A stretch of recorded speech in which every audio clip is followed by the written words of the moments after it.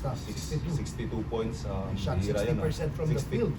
Parehas na. Grabe, Grabe sa 3 60% points. from the So field. sabi ni coach is pili lang kami kung saan ano ibibigay namin. Siyempre sinusunod lang namin yung coach namin, siya naman yung ulo ng team namin.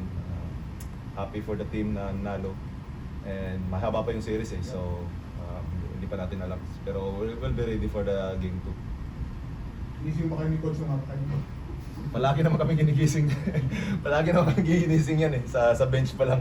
Lalo na pag di kami dumidepensa. Yeah, ganun.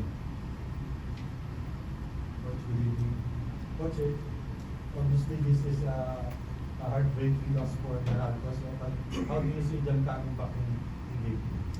Well, we actually talked about it. We told them, put yourselves in the position of Meralco, put yourselves in their shoes. They are chomping at the bit to get back at us. And you saw that with the kind of energy, execution, even their three-point shooting in the first half. They were really primed for it. We got a first-hand taste of that. So hopefully in game 2, we are more ready to play from the start, because I don't think we can bring this kind of game to game 2 and expect to come up with the same result.